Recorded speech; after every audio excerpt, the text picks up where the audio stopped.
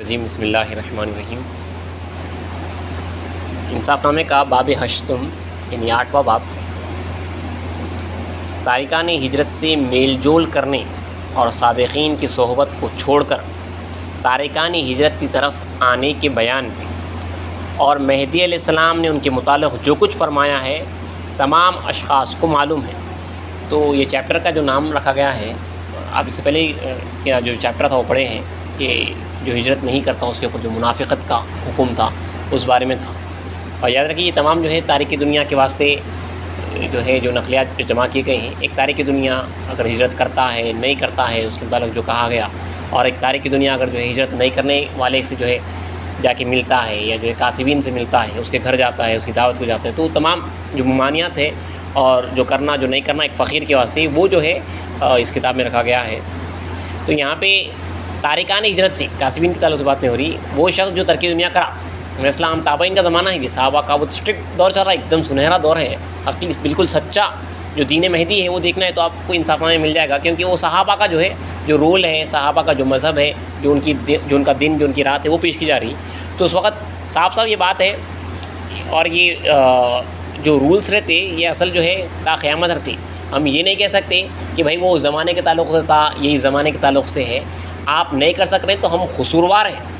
ہم کہہ سکنا، ہم یہ کہنا ہے کہ ہم قصوروار ہیں، ہم جو ہے یہ نہیں کر سک رہے، لیکن جو اصول فاطمین علیہ السلام کے جو بنائے ہوئے رہتے ہیں، جو اصحاب کی اجماع کی طرف سے بنے ہوئے رہتے ہیں، وہ تا قیامت جو ہے جاری ہوتے، وہ جو ہے منسوخ نہیں ہوتے۔ اب جو حضرت اس تعلق سے لکھ رہے ہیں کہ یہاں پہ ایک فقیر کا اس فقیر کے پاس جانا منع تھا جو ہجرت نہیں کر کے مرشد کی صحبت میں نہیں آیا، سیدھا رول تھا ترک دنیا کرنا، انہیں ہجرت کرنا اپنے مقام سے اور مرشد کے دائرے کو پہنچ جانا۔ ترک دنیا کرا اور ہجرت نہیں کر کے صحبت سے باز رہا، اس کے اوپر منافقت کا حکم لگایا گیا، یہ آپ نے سن لیا۔ اب اس شخص سے ملنا بھی جو ہے منع تھا جو ہے مرشد کی صحبت سے باز رہا، ہجرت نہیں کرا، دین کی طرف نہیں آیا، خدا کی طرف۔ اور یہ امپورٹنٹ بات دیکھیے، اللہ کی طرف جو ہے ترک دنیا کرنا مطلب آپ اللہ کی طلب کا دعویٰ کر رہے ہیں، اپنا جو ہے چہرہ پھیرنے کا جو ہے دعویٰ کر رہے ہیں، اس کے بعد پھر جو ہے دنیا داروں کی طرف جو ہے جھکے ہیں، تو وہاں پہ منافقت کا حکم ہے۔ بظاہر جو ہے ترک دنیا کر دیے، لیکن رہ رہے پھر جو ہے جو ترک نہیں کرا اس کے ساتھ، بظاہر ترک دنیا کر کے جو ہے ہجرت کا آپ کے اوپر حکم لگ گیا، مگر پھر رہ رہے ہیں آپ جو ہے ایک غیر مہاجر کے ساتھ یا اس کے پاس آ رہے جا رہے ہیں، تو دل کا میلان جو ہے ادھر اللہ کی طرف بظاہر ہے، اور جو ہے اندر سے جو ہے پھر اس شخص کی طرف جو ابھی دنیا کی طرف جو ہے لگا ہوا ہے، اس واسطے جو ہے وہاں پہ منافقت کا حکم لگایا گیا۔ تو حضرت لکھ رہے ہیں مصنف انصاف نامہ کہ حضرت مہدی علیہ السلام سے منقول ہے، اسلام کی نقل ہے کہ اگر کوئی شخص ہجرت کر کے گجرات سے خراسان کو جائے اور اس کے قرابت دار گجرات میں ہو، اس کے رشتہ دار گجرات میں ہو،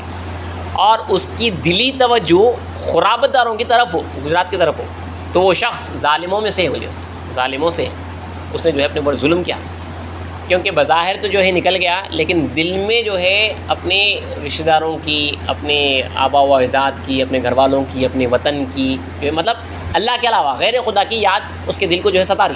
اپنے گاؤں کی، اپنے وطن کی جو ہے یاد اس کو بار بار ستا رہی۔ اور اس نقل کی راوی ایک جماعت ہے، بلکہ اور خالی ایک شخص نہیں ہے، بلکہ اس نقل کی راوی ایک جماعت ہے، یعنی کافی لوگ ہیں۔ اور حضرت مہدی علیہ السلام نے ان کے حق میں یہ آیتیں پڑھی ہیں، کن کے حق میں؟ وہ جو فقیر ہو کے ہجرت بھی کر کے جو ہے آ گیا،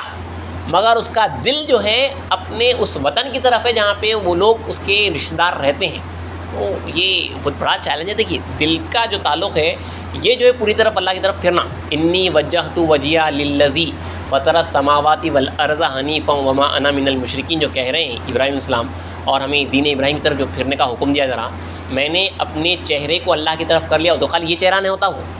دل کا چہرہ پورے طریقے سے اللہ کی طرف ہو جانا۔ اب دیکھیے، اب آپ میری بات سن رہے ہیں تو دل کا چہرہ آپ یاد رکھیے، آپ دل کا میلان جو کہا، آپ میری طرف چہرہ بھی کرے ہوئے ہیں اور میری بات بھی سن رہے ہیں۔ اچانک جو ہے دستک ہوئی یا کوئی پہ شور شرابہ ہوا جو آپ کو دکھائی نہیں دیتا، مگر آپ کا چہرہ میری طرف ہے، دل جو ہے اس طرف چلاتا فوراً، تو وہاں پہ آپ نے اپنے دل کے چہرے کو ادھر پھیر لیا، بظاہر چہرہ جو ہے میری طرف ہے۔ تو وہی کہا گیا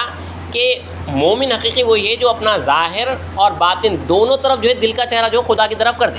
اللہ کی طرف کرا ہوا ہے، شور شرابہ ہو رہا، وہ ہو رہا، انہیں سب کام کرا، مگر دل کا چہرہ جو ہے اللہ کی طرف جو ہے پھرا ہوا ہے۔ اب جو ہجرت کر کے آ گیا لیکن جس کا دل کا میلان جو ہے غیر مہاجرین کی طرف رہا، ان کی طرف میں اسلام نے جو ہے قرآن کی یہ آیتیں پڑھی کہ اللہ فرما رہا ہے کہ مومنوں اپنے آبا و اجداد اور بھائیوں کو اپنے دوست مت بناؤ اگر وہ ایمان پر کفر کو دوست رکھتے ہیں، اور جن کو اپنا دوست تم میں سے بنائیں گے تو وہی ظالم ہے۔ اور فرمان خدا ہے کہ جنہوں نے ایمان لایا اور ہجرت نہیں کی تو تمہارے لیے ان کی ولایت نہیں ہے کسی چیز میں بھی، حتیٰ کہ وہ ہجرت کریں۔ تو تمہاری پراپرٹی میں سے انہیں کچھ بھی نہیں لے سکتے تھے۔ اس واسطے اگر دائرے میں کوئی فقیر انتقال کرتا تو اس کی پراپرٹی جو ہے، اس کے جو اگر بچے زندہ ہیں مگر کاسب ترک دنیا کر کے نہیں آئے تو وہاں پہ نہیں بھیجا جاتا تھا، بلکہ یہاں پہ تقسیم کیا جاتا تھا، جو اس کے نہ رشتہ دار ہے کچھ بھی نہیں ہے، مگر یہ فقراء میں تقسیم کیا جاتا تھا، جہاں پہ اللہ کہہ رہا ہے کہ ان کی ولایت میں سے کوئی حصہ نہیں ہے ان کو۔ وہ ولایت جو پراپرٹی ہے ان کی، وہ جو ہے یہ فقیر کے واسطے ہے، اللہ کے پاس یہ ہے، اللہ کے پاس کا قانون یہ ولایت ہے۔ ترک دنیا کر کے آنے کے بعد، فقیر ہونے کے بعد اب انہیں انتقال کر رہا تو اس کے کچھ چیزیں رکھے ہوئے رہتے ہیں نا بھائی،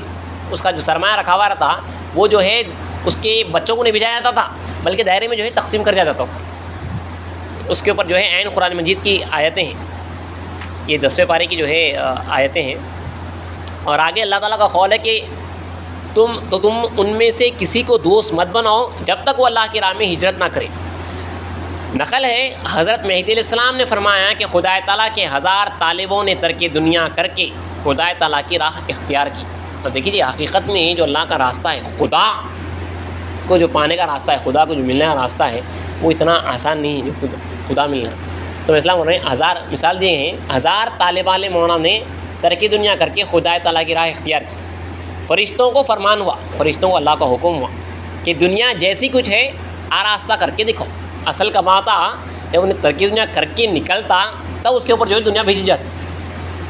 انہیں پہلے سمجھتا میں جو ہے دل سے جو ہے پورا وہ صاف ہو گیا، سب ہو گیا، مگر اب انہیں اصل جب دنیا کو بولتا میں تیرے کو ترک کرا ہوں تب جو ہے دنیا آتی ہے اصل، اور وہ جو دل کی محبت اس طرف ہے مائل، وہ دنیا اصل ہے۔ تو اب جو ہے دنیا حکم ہوتا فرشتوں کو، دنیا جیسی کچھ ہے آراستہ کر کے دکھاؤ۔ جب دکھلائے، اب دیکھیے دنیا کیا بولے میں اسلام، جب دیکھیے امپورٹنٹ نقطہ ہے فقیروں کے واسطے خاص طور پہ، جو بھی میری آواز کو سن رہے ہیں فقراؤں کے واسطے، کہ اب دنیا بھیجائی جا رہی تو کیا ہی دنیا، جب دنیا دکھلائے یعنی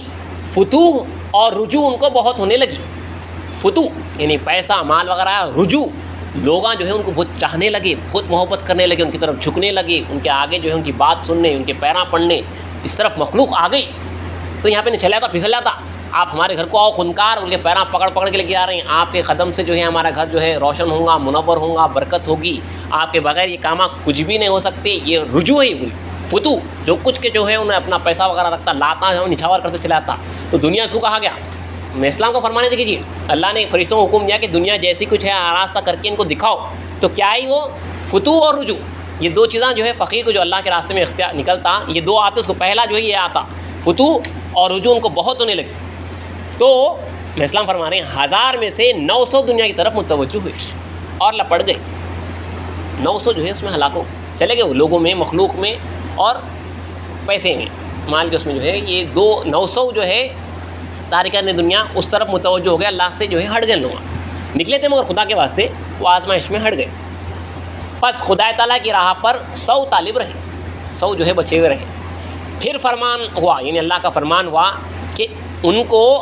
آخرت جیسی کچھ ہے دکھلاؤ۔ جب دکھلائے تو 90 طالبوں نے آخرت کو پسند کیا۔ اب وہ آخرت کیا ہے جو یہاں پہ بتایا نہیں گیا، مگر آخرت جو کچھ کے ہے ان کو جو ہے بتایا گیا ہے، تو ان کے جو انعامات وغیرہ، تو آخرت کو جو ہے جنت وغیرہ کو جو ہے 900 یہ 90 100 میں سے جو بچے تھے 90 نے جو ہے آخرت کو پسند کر لیا، انہیں جو ہے خدا کے سے جو انہیں توجہ ہٹ گئی ان کی۔ بہت کچھ تماشے آخرت بولے تو بہت بڑے بڑے بڑے بڑے بڑے بڑے جو ہے وہاں پہ معاملات تھے،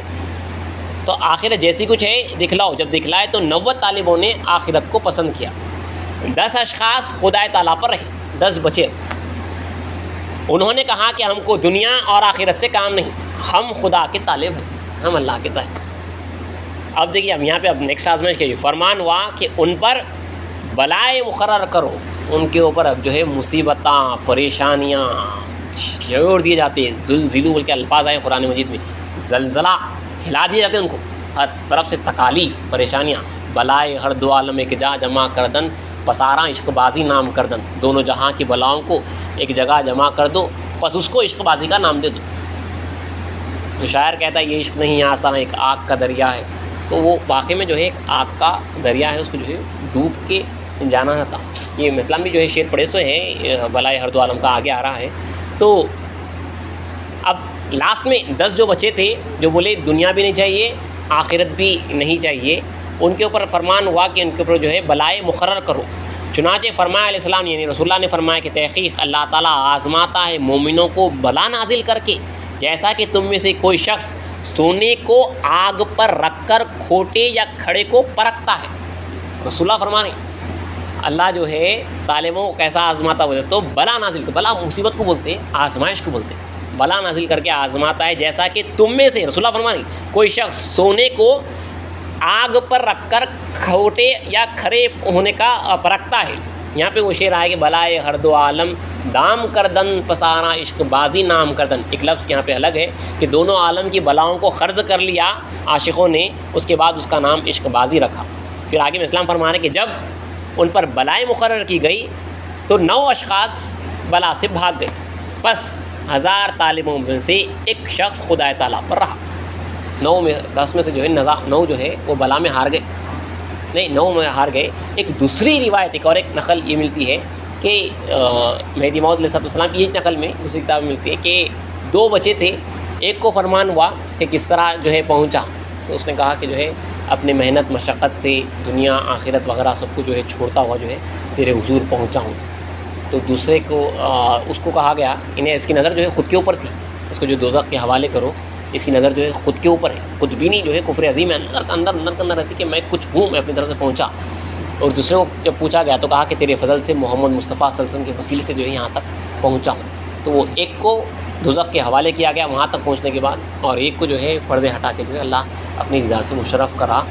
1:1000 کا ریشیو مہدی موعود علیہ السلام نے بتایا۔ یہ وہ لوگ ہیں جو مصدقین ہیں اور وہ لوگ ہیں جو ترک دنیا کر کے اللہ کے راستے میں نکلے۔ 1:1000 کا ریشیو عام میں اسلام کو قبول کرنے والوں میں سے نہیں ہے، 1:1000 کا ریشیو ترک دنیا کرنے والوں میں سے ہے۔ یہ یاد رکھیے آپ، 1000 ترک دنیا اپنی قوم میں ہے کہ نہیں ہے کہ فقراء میں ہوں گے، 1000 فقراء تو اس سے زیادہ ہوں گے، تو 1000 فقیر جب ہوتے اللہ کے راستے میں، میں خدا واسطے خدا کی دیدار کی طلب میں جب ترک دنیا کرتا ہوں، بلکہ جب انہیں اترتا تو اس کو جو ہے ان آزمائشوں سے گزرنا پڑتا۔ دنیا آتی اس کے اوپر، دنیا کے معنی فقیروں کے واسطے، جو بھی فقیر ہے اللہ کے واسطے جو فقیر ہوا ہے وہ یاد رکھیے، اسلام نے بتا دیا کہ دنیا کی جب آزمائش ہوتی فتو اور رجوع، پیسہ مال وغیرہ اور جو ہے رجوع، لوگ جو ہے اس کے پیراں پڑ جاتے، اس کے اوپر جھک جاتے، اس کے اوپر نچھاور ہو جاتے، اس طرح سے بھی جو ہے آتے ہیں۔ پھر بعد میں جو ہے اس کے اوپر جب انہیں اس سے بچ جاتا، اللہ اگر بچا دیا تو اس کے اوپر جو ہے آخرت پیش کی جاتی، پھر اس سے بھی اگر اللہ بچا دیا جنت۔ آپ دیکھیے جنت کی آزمائش، یہ جو آخرت کی آزمائش ہے اس کا اندازہ نہیں ہے، اللہ اتنی خوبصورت جو جنت بنا کے رکھا ہے۔ جو اللہ کے طالبان مولا ہوتے ہیں، حضرت شیخ مصطفیٰ گجراتی رحمۃ اللہ لکھتے ہیں ملکوت جبروت لاہوت تک جو گزرنا ہے، تو وہ گزرتے ہوئے ملکوت اور جبروت کی طرف بھی جو ہے ایسا پلک ٹکا کے نہیں دیکھنا ہے، بلکہ بولتے ہیں ذات تک جب پہنچنا ہے، اس خاص دیدار تک جب پہنچنا ہے تو یہ لیول کی دیدار کے پاس جو ہے ایسا ان کو تھوڑی دیر ٹھہرنا بھی نہیں ہے، نظر بھر کے جو ہے وہاں پہ ٹکنا بھی نہیں ہے، بلکہ ورنہ تو یہ واقعی میں جب خدا کی ذات ہونا ہے تو وہاں کا معاملہ بہت الگ ہے، بہت نرالا ہے۔ آدمی کچھ کی سوچ کے رہتا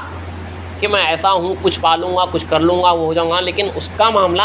بہت الگ ہے۔ اسلام فرماتے ہیں جو شے عقل کی قید میں آ جائے وہ خدا نہیں بلکہ بولے، تو خدا آپ کو سمجھ میں نہیں آ سکتا، اور جو ہے اس کے معاملات جو ہے بہت نرالے، بہت الگ رہتے ہیں ہر ایک کے ساتھ۔ جو ہے اب دنیا بھی آئیں گی تو ہر ایک کو جو ہے کچھ نہ کچھ الگ الگ جو ہے ڈفرینٹ رہیں گا، آخرت بھی آئیں گے تو ہر ایک کو کچھ نہ کچھ ڈفرینٹ تھوڑا سا جو ہے رہیں گا، مگر یہ چیزوں سے ذریعے سے آئیں گی۔ اور بلائیں وغیرہ جب مقرر کی جاتی ہیں تو جو ہے وہ آخری آزمائش ہے، جیسا جو ہے اصحاب مہدی موعود علیہ السلام کے اوپر جو آزمائش تھی، جو بلائیں جو مقرر کی گئی تھی، جو جھنجھوڑ دیے گئے تھے، ہر طرف سے آزمائش، گھروں سے نکال دیے جانا، قتل کر دیے جانا، کیسا تھا بندگی میں ان کا معاملہ، 20 سال میں 22 مرتبہ جو ہے اخراج کرا دیا جانا، فاقہ، کسی طرف سے جو رجوع وغیرہ سب ختم، مرشد ہے 3-3 لاکھ مریدین کے، مگر جو اس کے باوجود بھی جو ہے ان کو فاقہ چل رہا،